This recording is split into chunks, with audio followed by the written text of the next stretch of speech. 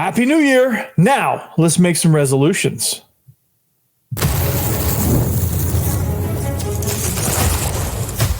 You are Locked On Vandy, your daily podcast on the Vanderbilt Commodores, part of the Locked On Podcast Network, your team every day.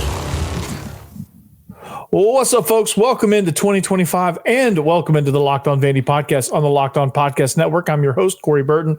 Thanks for making Locked On Vandy your first listen every day. We are free and available wherever you get your podcasts and on YouTube as a part of the Locked On Podcast Network, your team every day. So as we ring in the new year with some resolutions, of course, 2024 was a pivotal year as far as setting a foundation. Now, these are the goals that I think Vandy must accomplish to make sure 2024 wasn't a fluke. That's the biggest thing. I firmly believe that it wasn't a fluke. These things will make sure that they aren't. So the first thing football-wise, I think is probably the biggest thing, and one of the things I said that needed to be worked on in the bowl game, you got to find a playmaker in the passing game. Now, you're doing all the right things, okay? You got to find a playmaker in the passing game. Like I said, you're doing all the right things. You get Chance Fitzgerald and Trent Hudson in the portal. You're likely after another target, probably in that regard. You've got some really good offensive linemen, one more on the hook, possibly two more on the hook somewhere down the line, and you're trying to build that foundation of, well, let's get everything set in place to where Diego Pavia can thrive. And getting a playmaker on the outside will be the first step in that direction. I think you have some guys that can do some things, like Loic Fouonji. I think that's how you say his name. I don't think I'm ever going to get that one right, but I think he can do some things. I think he does have some capability. I think being injured at Texas Tech, I think he's kind of taken a year to kind of get back in the groove of things, but I think this could be a big year for him. Junior Sherrill can do a lot of great things in the slot. I think that's where he needs to be. I think he's somebody that can attack the middle of the field. He can run crossing routes, jet sweeps. He can run bubble screens, things like that. I think is kind of his wheelhouse. So whatever we can do, whatever Jerry Kill and Tim Beck can do to keep Junior Sherrill on the outside, or not on the outside, but in the slot as much as you can, I think he's somebody that can present problems in the middle of the field, down the seam, running an inside slant and an RPO, things like that I think he can do really, really well. But as a number one guy, I love Junior Sherrill. I don't think he's that alpha guy. He showed me a little bit in the bowl game with his attitude and the way and the fire that he was playing with. Getting in a fight is never really a great thing as far as that goes. But when it comes to showing a little bit of fire, a little bit of toughness, a little bit of grit to you, a little bit of nastiness, to play in the SEC, it takes a little bit of that nastiness. And to get some of that was really a great thing to see. So having him have that nasty streak, but playing in the slot, I think if he's your number two, you're in good shape. If Junior Sherrill's your number one, I think we're back to where we were in 2024, where you're just trying to find throughout the course of the year. It's almost like you're throwing stuff against the wall to see what sticks. So, but you have to find a playmaker. Is it going to be one of the freshmen or one of the rising sophomores? Now they'll probably be redshirt freshmen, because I don't think they played enough to warrant not redshirting. So they will redshirt. Is it going to be one of the incoming guys like LeBron Hill? Is he going to be somebody that makes an impact? Is it going to be Joseph McVay? Who's going to be the guy? Who's going to be the wide receiver? Who's going to be the alpha dog? That's what you have to find. Now, there's some other things that have to happen, right? Could it be Cameron Dixon? It could be Cameron Dixon. I like it. I like the size of him. I like how he runs out of Corpus Christi, Texas. It could be somebody we have no clue coming out of nowhere. That alpha guy could be not on our roster yet. Who knows? Caleb Barnett, I think, is going to be the next big thing in the slot. I think he's very shifty. He's definitely not going to be the alpha guy, but he'll be a nice little weapon, specialty weapon there for this team. So who's going to be the guy that is the go-to guy that without a shadow of a doubt? It's 3rd and 8. You need 9 yards. Who's your guy? He's going to be open. Who's your guy? Right? You know that you need a big-time touchdown. You can throw it to the back pylon. This guy's going to go get it come hell or high water. Who's that going to be? That's going to be a question that has to be answered. I think there's a lot of candidates. I think there's a lot of guys that can do it. They haven't for some reason, whether it's a situation to where they haven't quite grasped the concepts in the playbook. It could be that they're just not ready yet. They're not fully developed. It could be a lot of things. Could be a number of things, but you have to find that receiver. Now, to make the passing game work, it takes a lot of moving parts, right? You have to find that receiver. You have to find that group of receivers too. Like Junior Sherrill is going to play a pivotal part in the passing game as a whole being really good. And he's going to be somebody that's going to attack the middle of the field. Eli Stowers coming back is obviously going to be a huge piece. Is he going to be your alpha dog? Well, yes, but you do have to have that guy on the outside too. You do have to have one guy that can run the numbers and can run and do some of the things that tight ends just can't really do. Not to discriminate against tight ends, but you need somebody that can run, that can jump, that can do a lot of things that Eli Stowers just can't quite do, which Eli Stowers has been a huge part of the passing game, but he can't be the only part of your passing game, right? So as a whole, you've got to have guys that fit into different roles. You've got to have guys that play their parts, right? You got to have that one alpha guy that I've been talking about, but you got to have a bunch of guys that will play their part and a bunch of guys that will play a role. Are they going to block? Are they going to block for each other on screens? Are they going to run the right depth on their routes to create separation, to create space? If you're a decoy route, are you going to be able to hold the safety?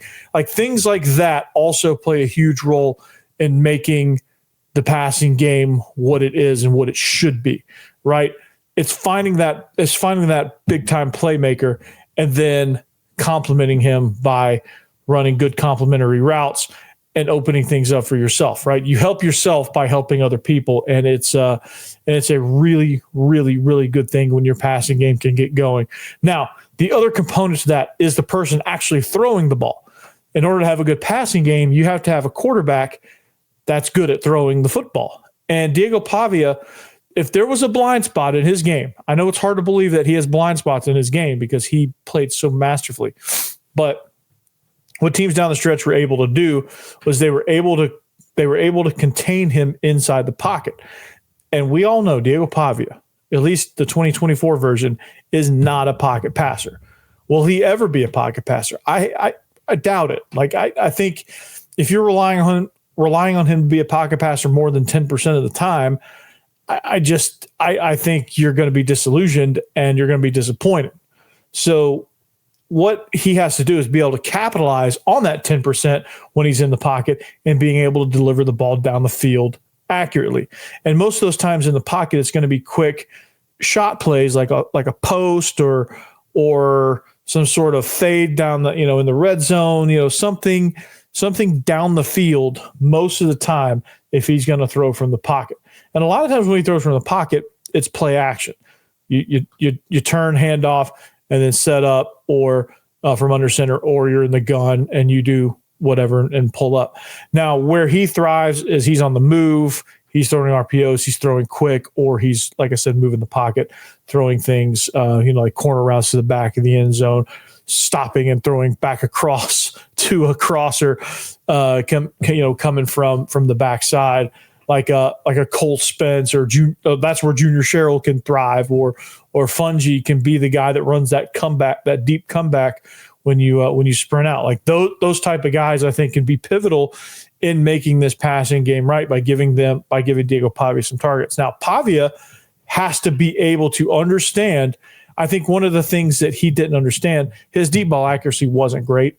He's never been really good at that. I think he's got to improve that somewhat to be able to be a threat. But I think also, he understands the passing game. But I think when it comes to especially pocket passing game, I thought he did a better job throughout the season of understanding this, but that's never really been his game. So I don't think he's ever devoted the time to understanding that. But as he takes this thing to the next level, he's going to have to understand where the dangers are. Who can, like, as he's watching film, who can affect me from in this concept? Like, if we call this play, who can affect me? Where's the pressure going to come from? How are they going to try to attack? What's the DBs going to do? What do they typically do against this route concept? Because there's no really truly unique route concept. Everything's pretty much the same. It's just how you execute it and how you call it and when you call it is basically the same. Basically what we're driving at. But Diego Pavia is going to have to kind of understand from a defensive perspective what defenses want to take away. So, like, what do we want to take away when you run smash? How's the safety going to react to certain things? Then you can make adjustments. Then you can make anticipatory throws based on all of that. So, and then the last component is you got to have the protection.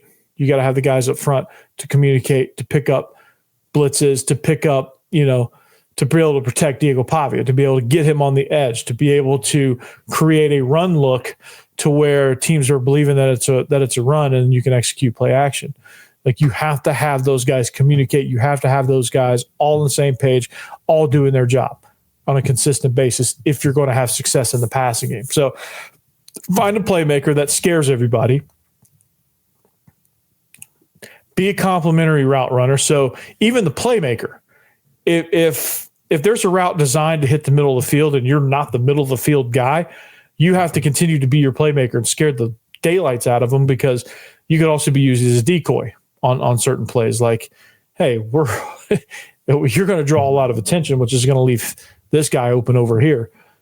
We're going to take advantage of that to open you back up. So you have to, again, all those components have to work if you're going to have a good passing game. So that's one thing. But what I'm looking forward to as well is seeing how the defense can get after the passer and also making special teams a weapon again, right? I want to see those things as well.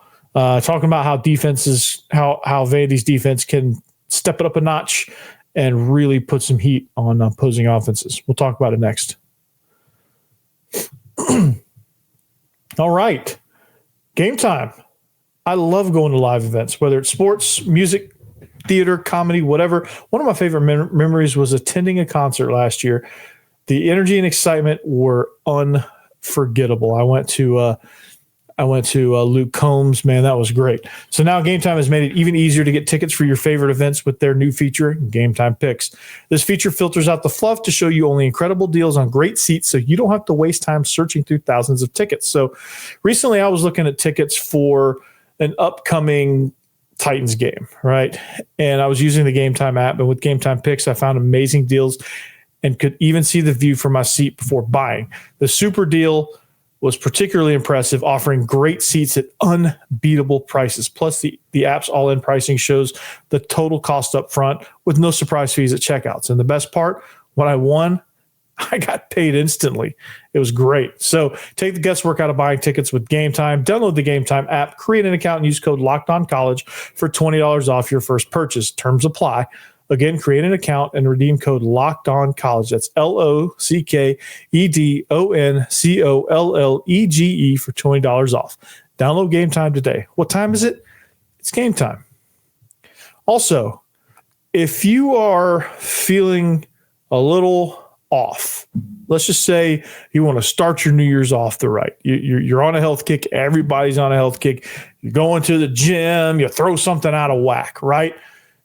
And as my computer earthquakes, but you throw something out of whack. Well, you can find, and because there's 900 locations nationwide, you can find one very, very close to you. Or if you want to come down to the Bellevue one, if you're near the Bellevue one, I recommend you come down to that one. It's right next to Tropical Smoothie Cafe. If you want to get back in alignment, if you want to get your health goals right, go to the Joint Chiropractic. They will get you right. They will set you on a personal plan to get you and your body feeling at its peak, feeling and performing at its peak. And so it's a personalized plan, and it's customized every time you visit. And there's different plans. You can get like a limited visit package. You can get an unlimited monthly package. There's a lot of great deals for you so you can find whatever works best for you. So the Joint Chiropractic is the best solution for me, and it should be the best solution for you. Like I said, 900 locations. You can easily find one. So that being said, do it. Don't delay. Make sure you go to the Joint Chiropractic, and you will not regret it. All right. Happy New Year again. Thanks for making Locked On Vandy your first listen each and every day. Let's make 2025 better than 2024. 24 was a great year for the show. Saw lots of growth. Hopefully, one of the resolutions for the show is to get to 1,000 subscribers. And let's get to it let's get to it after spring practice. But by the end of spring practice, the goal is to be at 1,000 subscribers. So let's make that happen. Whatever we got to do, let's make it work. So I think the basketball team is going to go a long way into doing that, and I also think the baseball will be pivotal in that role as well. So let's make 2025 better than 2024, and let's make this thing happen. Let's blow this thing up, right? Let's make this podcast huge. Okay, let's make it huge on the Vandy market. So anyway, thanks for making us your first listen. If you need another listen, Locked On SEC, Chris Gordy is a phenomenal host. And then the squad show, we squad up it drops every Thursday, and it's so much fun, man. It really is. And I enjoy it. And I think you will too. If you haven't seen our squad shows, go back in the archives and watch them from the previous weeks here during football season. You won't regret that either. So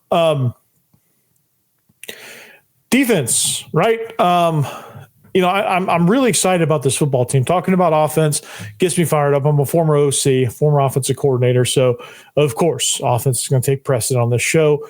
It's just the way it is. Okay. But defense, I'm equally excited about this defense because of, the identity they played with and the additions they made in the portal, I think has the makings of an elite defense, right? Because Clark Lee is the architect of it, and they already played with a nasty streak. They already got after you. They already played aggressively, and they already did a lot of things to create turnovers. I think now they have the depth and the players to be able to do so at a higher level. And I'm excited about that, right? And one of the biggest goals that I think, and coverage-wise, I hope that this defense can communicate a little bit better on the back end and keep themselves out of bad situations. But I think up front, one of the things that lacked in the Tennessee game, especially, and I think lacked in, as the game wore on in Baton Rouge, is, and there was other games too, but those are two examples that really stand out to me, was I think the lack of pressure that we were able to get on the passer. And some of that was we just didn't have the depth to keep throwing bodies at the passer. We didn't have the overall roster depth and talent to be able to blitz. Georgia Tech didn't in the bowl game, and they just kind of ran out of steam, and they had to blitz, and that was necessary. So one of the things that Vandy is now able to do, and I think with a few more additions in the portal, I think they're going to get to a position to where they can really bring heat on a more consistent basis and not tire out. And I think by adding Keanu Coate, you have Miles Capers, you have Longwell and Patterson, you have now Aaron Bryant, you have Glenn Seabrooks coming back for another year, Linus Zunk, Corday Sidnor, Zaylen Wood. You have guys that can really kind of get after it. Now you have a longer list of those guys so that they can rotate more frequently and they can stay relatively fresh by rotating in kind of frequently. So with that being said, you could you can't really hockey substitute, but you can get the closest thing you can possibly get to being hockey substitutes, where they're just basically running on in a consistent basis, and you could really start to develop a I would call it the heat-seeking defense, where it's just like, boom, you're just throwing bodies at it. And this is going to be great. They're going to have to, if they want to be an elite defense, if they want to make sure that teams struggle against Vandy, because teams would already get beat up. They would come into the Vandy game with a certain preconceived notion of, it's Vandy, we're going to roll all over them. It's not really going to be much of a contest. And they get out of there and they're black and blue, bruised up, beat up, wishing, oh my God, they're walking out of there and wishing they were going to the joint chiropractic, right? To get adjusted, things like that. Like, teams went in with one idea, came out with another.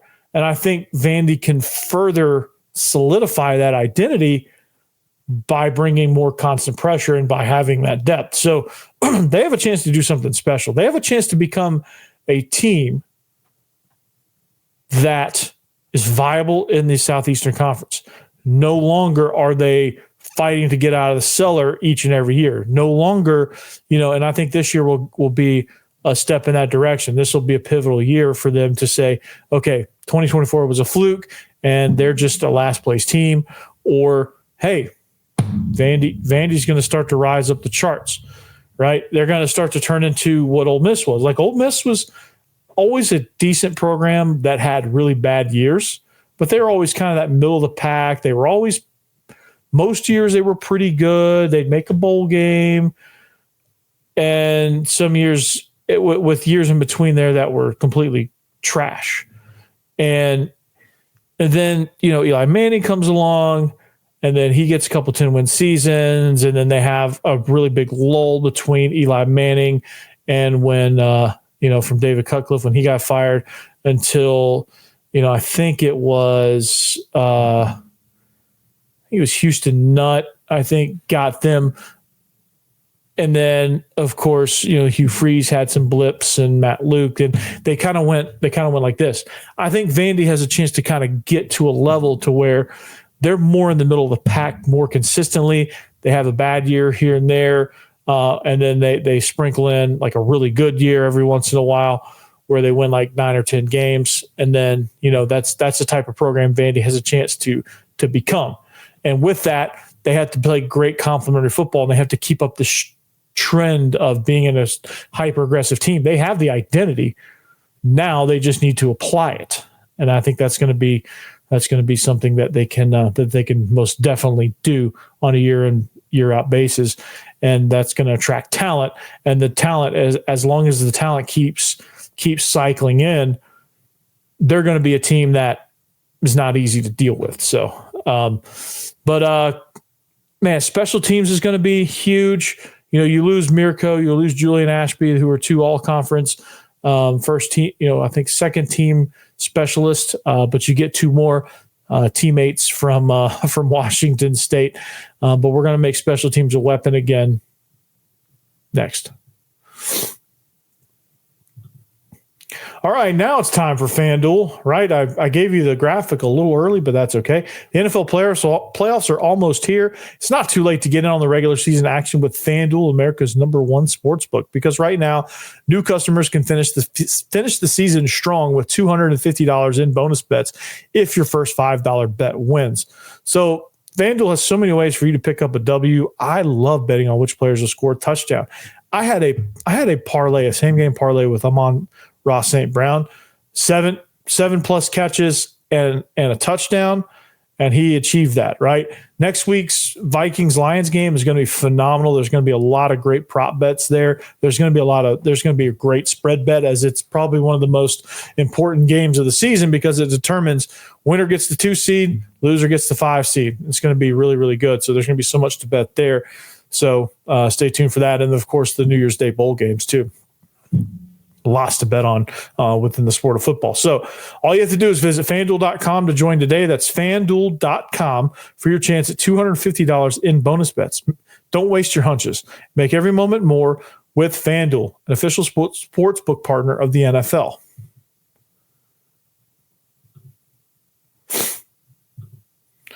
All right, we are wrapping up here the first episode of 2025. Welcome into New Year's Day as you're eating your New Year's Day breakfast, you're nursing your hangover, whatever the case may be. You're logging on to FanDuel to bet on some of these bowl games if you're listening to me early in the morning. You're doing whatever it is you do on New Year's Day. If you have any New Year's Day rituals, you're preparing your black-eyed peas, whatever it is. That's probably really Southern of me to say, but guess what? We are in the South. So, but anyway, I got a hoops resolution too that I want to get to before we get out of here. But I think for Vandy, and I'll be quick with this one, but for Vandy to make 2025 a special year, a year that marks a year that defines Vandy football as, hey, this is no longer a fluke. 2024 was no longer no longer a fluke thing. We're actually a program now. Special teams has always been pretty good for Vandy, but they have to make special teams a weapon. Special teams has to be a deadly weapon for the Commodores if they want to make this a viable program. They had it with Jesse Mirko, Matthew Haybill before that, or Matthew Hayball, I should say, before that. And they've always had some good specialists. And they've had some guys that can really make a difference in punting and kicking game. The Brocket launcher, Brock Taylor, is coming back, so that's going to be good.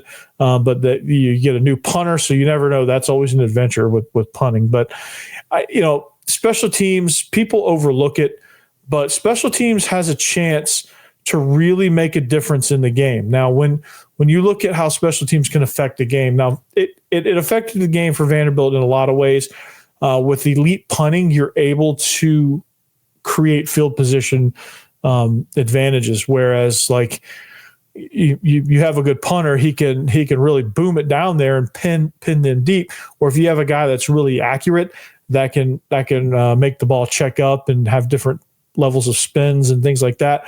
Like that, those are kind of things that, are really often overlooked because the punt is really such, in a lot of people's eyes, a boring play, but it's a very pivotal and key play that if you can execute, you're going to be in really, really good shape. And of course, being consistent on field goals and being able to, as soon as you cross the 50, basically you're in range. That's always a weapon too.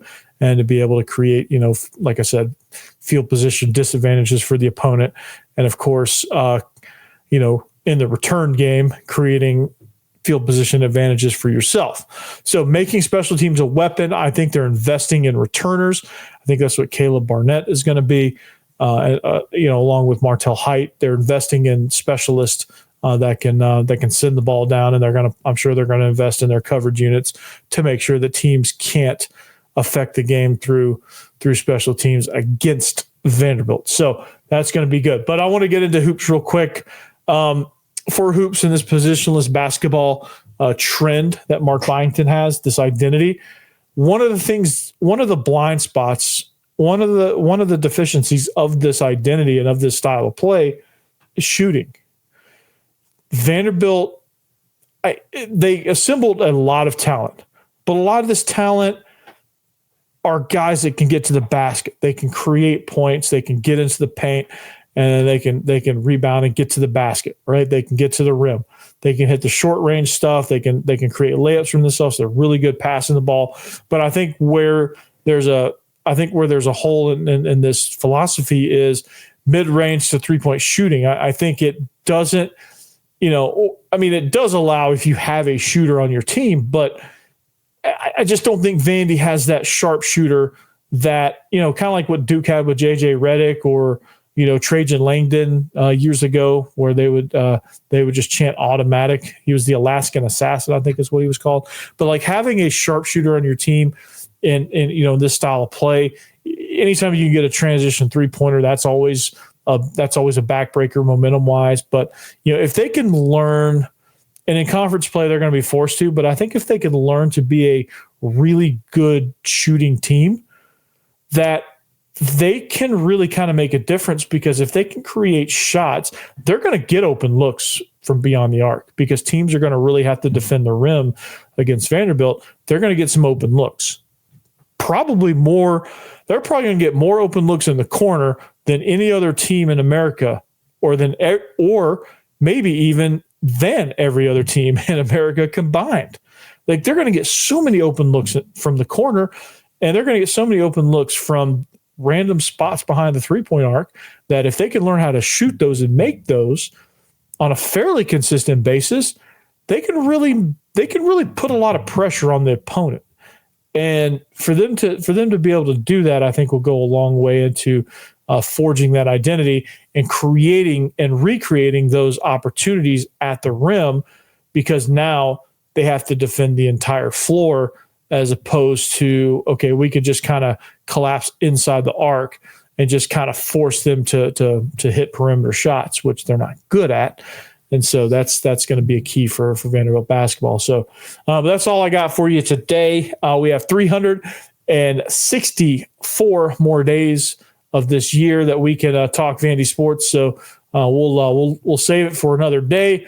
But we got more for you. Transfer portal stuff as it happens. Basketball as conference play launches, and of course, baseball as it gets kicked off sometime in February. But we got it all for you, man. And we still got report card stuff to do for Vandy football, and just kind of figuring out where to improve specifically with position groups. And we'll get to all of that this year. So welcome to 2025. Hope you had a great New Year's Eve. Hope you have a great New Year. Hope you have some great resolutions on the docket, and hopefully they will come to fruition. But get me to 1,000. That's the goal. We'll see you back here next time on the Locked On Vandy podcast on the Locked On Podcast Network. Peace.